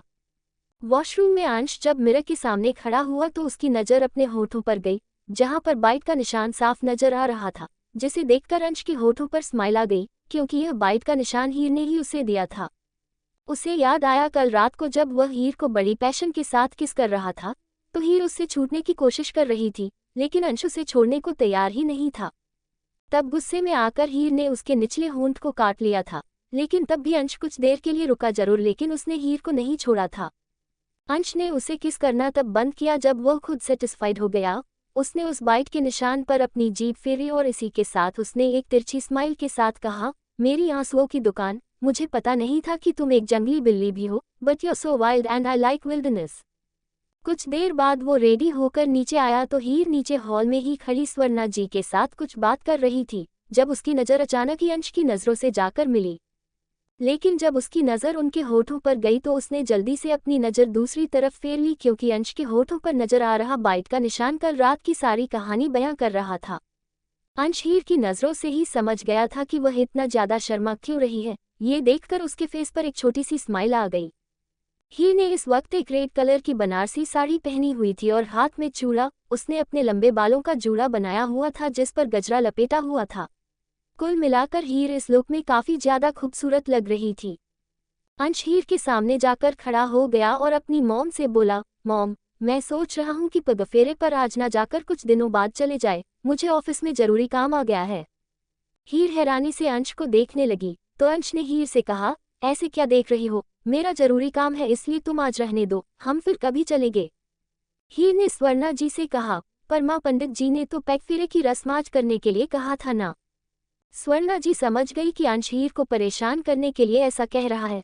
उसने मुस्कुराकर अंश से कहा, अंश हीर को परेशान करना बंद करो और जल्दी से जाओ और शाम को लौटते वक्त हीर को अपने साथ लेते आना।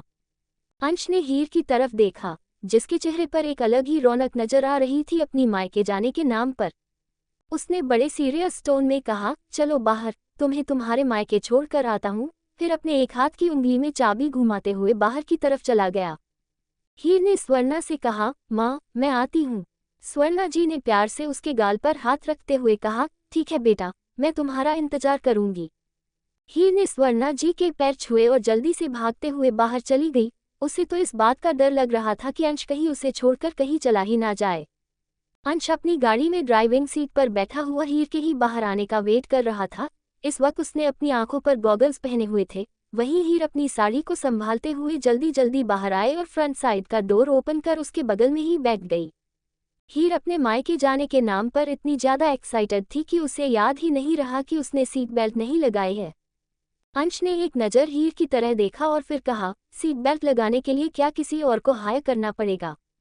पहले तो हीर ने नासमझी से अंश की तरफ देखा, फिर उससे याद आया कि उसने सीट बेल्ट नहीं लगाई है, इसलिए उसने जैसे ही सीट बेल्ट को खींचना चाहा पर वो उससे खींची ही नहीं।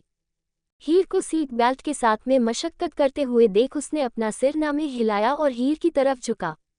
अंश को फिर से अपने करीब आते देख हीर की तो सांसें ही जैसे रुक गई। अंश हीर की आंखों में ही देख रहा था। उसने हीर की आंखों में देखते हुए ही सीट पर लगा दी, लेकिन वो जैसे ही हीर से थोड़ा दूर हुआ हीर के मुंह से एक चीख निकल गई। हीर की चीख सुनकर अंश के होठों पर एक शरारती स्माइल आ गई।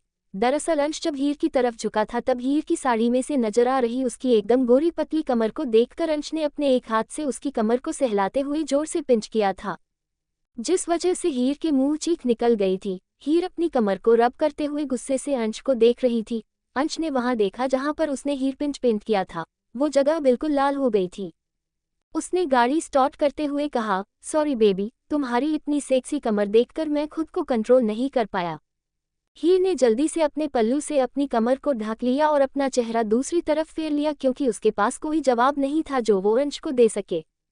कुछ ही देर में उनकी गाड़ी हीर के घर के बाहर आकर रुकी। हीर जल्दी से अपनी साइड का डोर ओपन कर बाहर निकल गई और भागते हुए अपने घर के मेन डोर के पास आए। अंश ने उसे इतनी जल्दबाजी करते हुए देखा तो पहले तो वह हैरान ही रह गया, फिर वो भी अपनी साइड का डोर ओपन कर हीर के पास ही आ गया। अब तक सुधा जी ने डोर ओपन कर दिया था। उन्होंने जब हीर और अंश को देखा तो हीर को देखकर उसकी आंखों में खुशी के आंसू आ गए। हीर भी जल्दी से अपनी माँ के गले लग गई और खुश होते हुए बोली, माँ कैसी है आप? आपको पता है मैंने आपको बहुत सारा मिस किया। सुधा ने भी प्यार से हीर के छोटे से चेहरे को अपनी हथेली में भरा और उसका माथा चूमते हुए कहा, मेरी बच्ची मैंने भी तुझे बहुत मिस किया। तू ठीक तो है ना? हीर ने अपना सिर हाँ में हिलाया। सुधा जी और उनका पूरा परिवार बेसब्री से हीर आने का इंतजार कर रहे थे। एपिसोड 50। सुधा ने फिर अंश की तरफ देखा जो हीर के पीछे ही खड़ा हुआ था। सुधा ने एक छोटी सी स्माइल के साथ कहा, आप ही अंदर आ जाए। अंश हीर के साथ ही अंदर चला गया। कुछ देर बाद ही पूरे परिवार ने हीर को चारों तरफ से घेर लिया। अजय जी ने अंश से कहा, अंश जी प्लीज आप बैठ जाइए। दरअसल अजय जी आज भी अंश के ऑफिस में उसके एम्प्लॉय थे, तो उसके अंदर एक झिझक थी। वही सुधा के मन में अंश की एक नेगेटिव छवि थी। वह भला इतनी जल्दी अंश के बिहेवियर को कैसे भूल सकते थे? लेकिन कुछ भी हो, अब अंश उसका दामाद था तो उन्हें फॉर्मेलिटी निभानी ही थी। अंश आराम से सोफे पर बैठे हुए अपना फोन चला रहा था। वही हीर दूसरे सोफे पर बैठे हुए ऋषु से बातें कर रही थी। वही दादी ने सुधा को कुछ इशारा किया तो सुधा ने अपना सिर हाँ में हिलाया और मंदिर से एक आरती की थाली ले आई। फिर उसने हीर से कहा, हीर बेटा अंश जी के बगल में बैठ जाओ। हीर ने अपनी माँ की तरफ देखा और फिर चुपचाप जाकर अंश के बगल में बैठ गई। दादी ने हीर से कहा, हीर सिर पर पल्लू करो बेटा, अब तुम्हारी शादी हो गई है तो ये सब चीजें तुम्हें सीखनी होगी। हीर ने अपने सिर पर पल्लू ले लिया। सुधा जी ने दोनों की एक साथ आरती की और बारी बारी से दोनों के माथे पर टीका लगाया। फिर सुधा ने ऋषु से कहा, ऋषु बेटा यह आरती की थाली मंदिर में रखाओ। ऋषु अपनी माँ की बात मानते हुए आरती की थाली मंदिर में रखने चला गया। फिर सुधा ने कहा, मैं आप लोगों के लिए चाय नाश्ते के इंतजाम करती हूँ। अंश ने सुधा को रोकते हुए कहा, नहीं मुझे अभी ऑफिस के लिए निकलना है तो मैं निकलता हूँ, शाम को आते वक्त में हीर को ले जाऊंगा। कहकर अंश खड़ा हो गया तो सुधा जी ने कहा, मैंने आपके लिए नाश्ता बनाया है, प्लीज आप थोड़ा बहुत तो खा लीजिए। दादी ने भी सुधा की बात का समर्थन करते हुए कहा, हाँ बेटा तुम पहली बार हमारे घर आए हो तो ऐसे कैसे जा सकते हो। दादी ने हीर को कुछ इशारा किया पर हीर दादी का इशारा समझ नहीं सकी तो दादी ने उसे आंखें दिखाई। तब जाकर हीर को समझ आया कि दादी क्या कहना चाहती है। वही अंश कुछ कहने वाला था, तभी हीर ने कहा, सब इतना कह रहे हैं तो रुक जाए ना, आप नाश्ता करने के बाद चले जाएगा। अंश ने हीर की तरफ देखा जो रिक्वेस्ट भरी नजरों से अंश को देख रही थी। आप सभी लोग इतनी जिद कर ही रहे हैं तो आप नाश्ता करके ही जाऊंगा। सुधा जी किचन में चली गई। हीर भी अपनी माँ की हेल्प करने के लिए उनके साथ ही किचन में चली गई। वहीं अजय जी चुपचाप वहां बैठे रहे क्योंकि उन्हें समझ ही नहीं आया कि भला वह अंश से क्या बात करें, आखिर अंश उसका बॉस भी था। वही अंश काफी देर से अजय जी की झिझक को नोटिस कर रहा था। उसने अपना फोन साइड में रखा फिर अजय जी से कहा, पापा क्या हुआ? आप मुझसे कुछ बात करना चाहते हैं? अंश के मुंह से अपने लिए पापा सुनकर अजय जी एकदम हैरानी भरी नजरों से अंश को देखने लगे तो अंश ने अपनी भौहें चढ़ाते हुए कहा, जैसे मेरे पेरेंट्स हीर के भी माँ बाप की तरह है तो हीर के पेरेंट्स भी मेरे लिए माँ बाप की तरह हैं। अंश की बात सुनकर दादी के फेस पर स्माइल आ गई। सही कह रहे हो बेटा, दामाद भी तो बेटे की तरह ही होता है। अजय जी ने भी एक छोटी सी स्माइल के साथ अपना सिर हाँ में हिलाया। फिर उसने ऋषु की तरफ देखा और कहा, ऋषु तुम अपने कमरे में जाओ, मैं जरा तुम्हारे जीजा जी से कुछ बात करना चाहता हूँ। ऋषु वहां से उठकर चला गया। अजय जी ने फिर दादी की तरफ देखा और फिर अंश से कहा, अंश जी अतीत में चाहे जो कुछ भी हुआ हो लेकिन अब सच यही है कि आप हमारे दामाद हैं। विदाई के वक्त जो बात मैं आपसे नहीं कह पाया वह मैं अब कहना चाहता हूँ, अगर आप बुरा ना माने तो। अंश ने बिना किसी एक्सप्रेशन के साथ कहा, ठीक है मैं सुन रहा हूँ। अजय जी ने अपना गला साफ किया और कहा, देखिए आप भी समझ सकते हैं कि हीर की शादी बहुत ही कम उम्र में हुई है तो अभी उसमें दुनियादारी की इतनी समझ नहीं है। हो सकता है वह अपने बचपन में या नादानी में कोई गलती कर दे, तो मेरी आपसे हाथ जोड़कर विनती है कि आप उस पर गुस्सा मत कीजिएगा, हो सके तो उसे प्यार से समझाएगा। फिर कुछ देर चुप रहने के बाद, वो क्या है ना, हीर थोड़ी सेंसिटिव है, अगर हम भी उससे कभी तेज आवाज में बात करते थे तो वो एकदम से डर जाती थी, इसलिए हमें कोई भी बात उसे समझानी होती थी तो प्यार से समझाते थे। आप समझ सकते हैं ना हमारी बात को। कहकर अजय जी एक उम्मीद भरी नजरों से अंश को देख रहे थे। अंश ने एक गहरी सांस ली और फिर कहा, मैं हीर पर तब तक गुस्सा नहीं करूंगा जब तक कि वो मेरी बात के खिलाफ नहीं जाती। अगर वो मेरी सारी बातें मानती है तो भला मैं उस पर गुस्सा क्यों करने वाला हूँ। फिर मन ही मन, ये तो मैं भी जानता हूँ कि उसने रोने की ट्रेनिंग ली हुई है, इसलिए बात बात पर उसे रोना आ जाता है, बेवकूफ़ लड़की। अब तो सुधा जी और हीर दोनों ने मिलकर डाइनिंग टेबल पर सारा नाश्ता लगा दिया था। सभी लोग आकर डाइनिंग टेबल पर बैठ गए। हीर भी अंश के बगल में ही बैठ गई। सुधा जी ने सभी को नाश्ता सर्व किया। सामने जितना भी नाश्ता था वो सारा बहुत ही हैवी और ऑयली था, और अंश को ऑयली फूड बिल्कुल पसंद नहीं था। वह घर पर भी अक्सर लाइट कैलोरी फूड भी पसंद करता था। सामने डाइनिंग टेबल पर सारा नाश्ता हीर की पसंद का था, इसलिए हीर तो लगभग नाश्ते पर टूटी पड़ी थी। आखिर पूरे 3 दिन बाद वह अपनी माँ के हाथ का खाना जो खा रही थी। अंश ने तिरछी नजरों से हीर की तरफ देखा जो बड़े मजे से अपना नाश्ता कर रही थी। वो मन ही मन बोला, घर पर चिड़िया की तरह खाना चुगती है और यहाँ देखो सीधा खाने पर अटैक ही कर दिया। अंश ने हीर को परेशान करने के लिए साइड में रखी स्पून को नीचे गिरा दिया। हीर ने जब चम्मच को नीचे गिरते हुए देखा तो उठाने के लिए जैसे ही झुकी, अंश ने जल्दी से उसका हाथ पकड़ लिया। हीर अपना हाथ छुड़ाने की कोशिश करने लगी और फिर वह बाकी लोगों की तरफ देख रही थी जो चुपचाप अपना नाश्ता करने में बिजी थे। हीर ने अंश की तरफ देखा तो अंश ने एक तिरछी स्माइल के साथ उसे ही देख रहा था। अब हीर नाश्ता करे भी तो कैसे, क्योंकि उसका राइट हैंड अंश के हाथ में था और वह उसके हाथ को छोड़ ही नहीं रहा था। हीर ने धीरे से कहा, मेरा हाथ छोड़िए ना, मैं नाश्ता कैसे करूंगी। तो अंश ने भी धीरे से हीर कानों के करीब आते हुए कहा, क्या तुम ये भी नहीं जानती हो कि मैं ऑयली फूड नहीं खाता हूँ। अब जाकर हीर को ध्यान आया कि टेबल पर एक भी खाना ऐसा नहीं है जो अंश की पसंद का हो। उसने फिर बेचारों वाली नज़र से अंश को देखा और कहा, ठीक है, मैं आपके लिए कुछ हल्का फुल्का बना कर ले आती हूँ, अब तो मेरा हाथ छोड़िए ना। अंश ने उसका हाथ छोड़ दिया और कहा, अब कुछ बनाने की जरूरत नहीं है, मेरे लिए सिर्फ वेज सैंडविच ले आओ, मैं वही खा लूंगा। हीर ने हाँ में सिर हिलाया, फिर अपनी चेयर से खड़ी होते हुए बोली, माँ मैं किचन से अभी आ रही हूँ। तो सुधा ने पूछा, क्या हुआ बेटा, कुछ और चाहिए क्या। हीर ने कहा, मैं वह क्या है ना, अंश जी का वेज सैंडविच खाने का मन है। सुबह इन्होंने मुझसे कहा भी था और मैं भूल गई, मैं बस अभी बना कर लेकर आती हूँ। कहकर हीर किचन की तरफ बढ़ गई और करीब 10 मिनट में ही वो एक प्लेट में वेज सैंडविच लिए हुए बाहर आए और अंश के सामने वह प्लेट रख दी।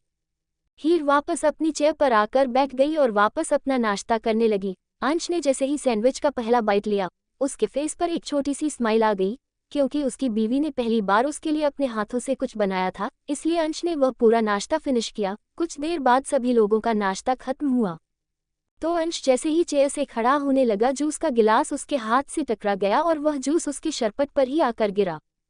हीर जल्दी से खड़े होते हुए बोली, अरे ये कैसे हो गया। फिर वह टिश्यू पेपर से अंश की शिरजूट को साफ करने लगी। अंश ने एक नज़र सबकी तरफ देखा जो उसे ही देख रहे थे, फिर उसने हीर से पूछा, वॉशरूम कहाँ है, मैं वही जाकर क्लियर कर लूँगा।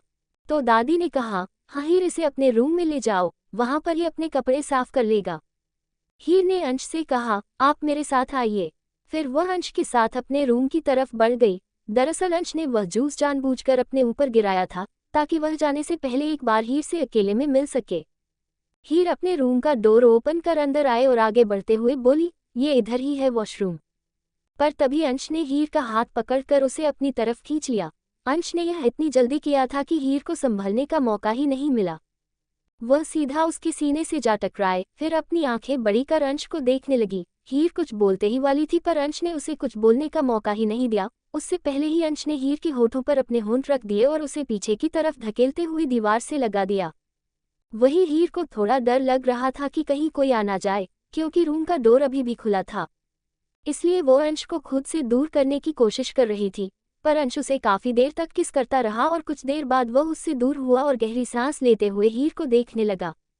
हीर ने थोड़ा नाराजगी से कहा, आप ऐसा कैसे कर सकते हैं, यहाँ पर कोई आ जाता तो और हमें ऐसे देख लेता तो अंश ने हीर होठों के आसपास फैली हुई लिपस्टिक को अपने अंगूठे से साफ करते हुए कहा, तो यही कहता ना कि एक हस्बैंड अपनी बीवी को प्यार कर रहा है, और वैसे भी आज मेरी बीवी ने पहली बार मेरे लिए कुछ बनाया था तो उसे नेक देना तो बनता था ना।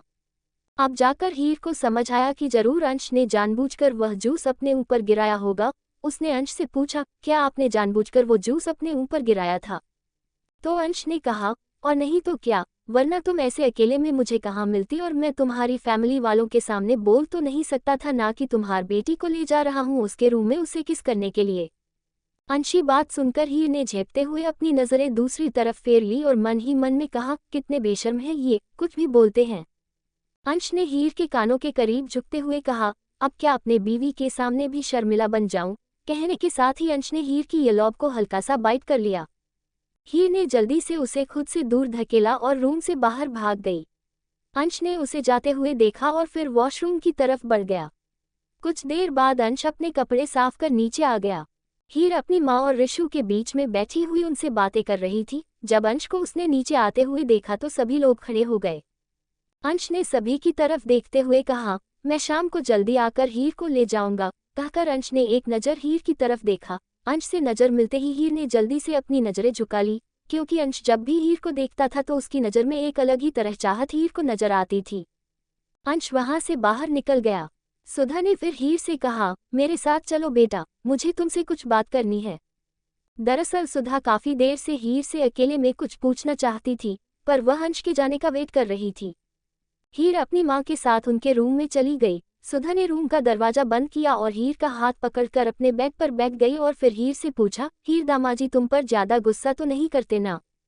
हीर ने धीरे से अपना सिर ना में हिलाया और कहा, नहीं माँ, वो गुस्सा नहीं करते हैं, बस परेशान करते हैं। हीर ने ये बात बहुत ही मासूमियत से कही थी, जिसे सुनकर सुधा के फेस पर स्माइल आ गई और वह भला इस बात पर अपनी बेटी को क्या कहती। कहीं ना कहीं अपनी बेटी के चेहरे की चमक देखकर वह समझ गई थी कि जितना उसे हीर के लिए डर लग रहा था, अंश उतना भी ज्यादा बुरा नहीं है। फिर सुधा ने हीर को कुछ समझाते हुए कहा, हीर दामाद जी मुझे गुस्से वाले तो लगते हैं और थोड़े जिद्दी भी, थोड़े नहीं बहुत ज्यादा जिद्दी, लेकिन बेटा अब तुम्हारी शादी उनसे हो चुकी है और सारी जिंदगी तुम्हें उनके साथ ही रहना है, तो कोशिश करो कि उनका दिल जीत सको। ऐसे ही सुधा ने उसे कई सारी बातें समझाए और हीर चुपचाप उन सब बातों को सिर झुकाए सुन रही थी। पूरा दिन आज हीर बहुत खुश रही थी। उसने ऋषु के साथ ही ढेर सारी मस्ती की और ढेर सारी बातें भी। ऐसे ही शाम हो गई और अंश हीर को लेने के लिए वापस आ गया था। वापस जाने के नाम पर हीर को फिर से रोना आ गया और वह अपनी माँ की गले लगकर रोने लगी, तो सुधा ने उसे प्यार से समझाते हुए कहा, हीर तुम यहीं इसी शहर में तो हो बेटा, और जब भी तुम्हें मेरी याद आए तो फ़ोन पर मुझसे बात कर लेना या मिलने आ जाना। तो हीर ने अपने आंसू पोंछते हुए कहा, पर मैं क्या करूं, मुझे आपकी बहुत याद आती है। इस बार दादी ने इमोशनल होते हुए कहा, बेटा हमें भी तुम्हारी बहुत आती है, लेकिन दुनिया का यही दस्तूर है कि शादी के बाद बेटियों को अपने घर में ही अपना मन लगाना चाहिए। अंश ड्राइविंग सीट पर बैठा हुआ कब से हीर के आने का वेट कर रहा था, इसलिए अब वो बहुत तेज आवाज में हॉर्न बजाने लगा। सुधा ने कहा, जल्दी से जाओ, दामाद जी इंतजार कर रहे हैं ना। हीर ने अपना सिर हाँ में हिलाया और फिर एक बार ऋषु के गले लगकर वह गाड़ी की फ्रंट सीट पर बैठ गई। हीर के बैठते ही अंश ने गाड़ी स्टार्ट कर दी और वहां से निकल गया। हीर खिड़की से पीछे मुड़कर तब तक अपनी परिवार वालों को देखते रही जब तक कि वह उनकी आंखों से ओझल नहीं हो गए।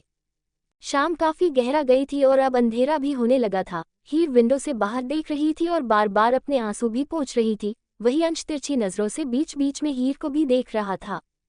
तभी कुछ देर बाद हीर को महसूस हुआ कि ये तो खुराना मेंशन का रास्ता नहीं है। उसने अंश से पूछा, हम लोग कहाँ जा रहे हैं? अंश ने सामने की तरफ देखते हुए गाड़ी ड्राइव करते हुए कहा, हम लोग मेरे विला जा रहे हैं। तो हीर ने पूछा, क्यों हम लोग घर क्यों नहीं जा रहे? अंश ने हीर की तरफ देखा और फिर कहा, क्योंकि मुझे मेरी बीवी के साथ कुछ वक्त अकेले में बिताना है। अंश के साथ अकेले में दूसरे विला में रहने के ख्याल से ही हीर का दिल घबराने लगा। उसने एक बार फिर कहा, पर घर पर माँ इंतजार कर रही होगी ना, और हमने उन्हें बताया भी नहीं। अंश ने गियर चेंज करते हुए कहा, डोंट वरी, मैंने मॉम को सब बता दिया है कि हम कुछ दिनों के लिए विला में रहेंगे। अब तो हीर के पास और कोई बहाना भी नहीं बचा। वह अंश के साथ अकेले कहीं और नहीं रहना चाहती थी। कुछ ही देर बाद अंश की गाड़ी अंश के विला में आकर रुकी। अंश अपनी गाड़ी से बाहर आया, फिर उसने हीर की साइड का डोर ओपन किया। हीर अभी भी अपने ही ख्यालों में खोई हुई थी। अंश ने हीर को आवाज देते हुए कहा, आप बाहर आओ, क्या सारी रात यहीं बैठने का इरादा है?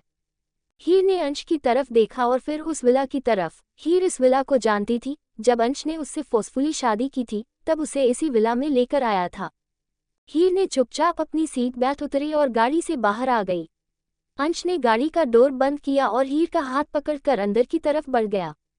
वही खुराना मेंशन का माहौल एकदम गर्म था। स्वर्णा जी को पता चल चुका था कि शिवी ने खुराना मेंशन छोड़ दिया है, इसीलिए वह शिवांश से गुस्से से बोली, आखिर तुम दोनों के बीच में ऐसा क्या हुआ कि शिवी को ये घर छोड़ना पड़ा।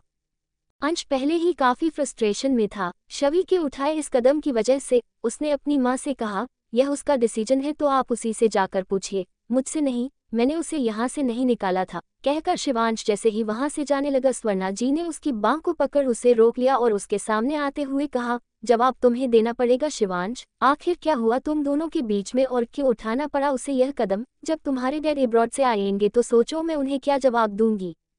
शिवांश के पास अब कोई रास्ता नहीं था तो उसने स्वर्णा जी से कहा, वो तलाक चाहती है मुझसे, इसीलिए और उसने डाइवोर्स पेपर पर साइन करके मुझे भिजवाए हैं। कहकर शिवांश अपने रूम की तरफ बढ़ गया। वही स्वर्ण जी एकदम हक्की बक्की रह गई कि अचानक से ऐसा क्या हुआ कि शिवी को इतना बड़ा कदम उठाना पड़ा। वही दूसरी घर तरफ रिया के घर में शिवी बालकनी में बैठी हुई किसी गहरी सोच में गुम थी। तभी रिया अपने हाथों में कॉफी के 2 मग पकड़े हुए वहां आए और अपनी जगह बैठकर उसने एक मग कॉफी शिवी की तरफ बढ़ाते हुए कहा, अब आगे क्या सोचा है तुमने। शिवी ने एक गहरी सांस ली और फिर कॉफी का एक सिप लिया और बोली, मैंने क्या सोचना है, मैंने तो बस अपने आप को मेरी किस्मत के हवाले कर दिया है, अब किस्मत जहां ले जाएगी मैं वहीं चल पड़ूंगी। रिया ने स्माइल करते हुए कहा, जब तुमने गलत के खिलाफ आवाज उठाई है शिवी तो अब अपनी लाइफ के डिसीजन भी खुद ही लो, किस्मत भी हमारा साथ तभी देगी जब हम खुद के लिए कुछ करते हैं। तो शिवी ने रिया की तरफ देखा और कहा, रिया, मैं अब कोई को जॉब करना चाहती हूँ, अपने पैरों पर खड़ी होना चाहती हूँ, नहीं बनना मुझे शिवी खुराना, नहीं बनना मुझे शिवी माथुर, अब मैं सिर्फ शिवी बनकर अपनी जिंदगी जीना चाहती हूँ। मैं खुद को जानना चाहती हूँ, पहचाना चाहती हूँ कि असल में शिवी क्या है। शिवी की बात सुनकर रिया के फेस पर स्माइल आ गई। उसने शिवी के हाथ पर अपना हाथ रखा और कहा, मैं तुम्हारे साथ हर हाल में हूँ शिवी, तुम कभी भी खुद को अकेला मत समझना। तभी निखिल ने वहां आते हुए कहा, और मैं भी तुम्हारे साथ हूँ, तुम्हें जॉब करनी है ना, तो कल से ही मेरा ऑफिस ज्वाइन कर लो। कहते हुए निखिल वहीं रखी तीसरी चेयर पर बैठ गया। तो शिवी ने कहा, नहीं मैं तुम्हारे ऑफिस में जॉब नहीं कर सकती और फिर तुम जानते हो ना शिवांश। शिवी आगे कुछ कहने ही वाली थी, तभी रिया ने कहा, तुम फिर से उसके बारे में सोच रही हो, तुम्हें अगर आगे बढ़ना है तो शिवांश को पीछे छोड़ना ही होगा। तुम अपनी लाइफ के फैसले शिवांश की पसंद नापसंद पर नहीं ले सकती हो। एक फैसला तुमने भी तो छोड़ा था ना शिवांश पर, या तो तानिया या तुम, लेकिन क्या हुआ, नहीं कर पाया ना वो इस बात का फैसला। अगर वो तुम्हें चुनता तो तुम्हारे सामने इस बात को एक्सेप्ट करता और तुम्हें अपने साथ ले जाता। फिर निखिल ने कहा, मैं कुछ नहीं जानता, तुम मेरे ही ऑफिस को ज्वाइन करने वाली हो और वैसे भी मुझे एक सिंसियर और डेडिकेटेड असिस्टेंट की ज़रूरत है, क्योंकि मेरे पास अभी तक जितनी भी मेरी असिस्टेंट बनकर आए हैं ना, सबकी सब एक नंबर की हवसी किस्म की थी यार, काम से ज़्यादा तो मुझ पर ध्यान देती थी। रिया ने हंसते हुए निखिल के कंधे पर मारा और कहा, बोल तो ऐसे रहे हो निखिल जैसे तुम बड़े सुधरे हुए हो। निखिल ने एक्टिंग करते हुए अपने कंधे को सहलाते हुए कहा, और प्रिया तुम बात बात पर मुझे मारती क्यों रहती हो। दोनों की नोकझोंक देखकर शिवी को बड़ी हंसी आ रही थी। फिर निखिल ने शिवी से कहा, अब बोलो, करोगी जॉब। तो शिवी ने हंसते हुए कहा, ठीक है, पर सैलरी कितनी दोगे। तो निखिल ने आराम से चेयर पर लीन होते हुए कहा, जितने तुम मांगो उतनी।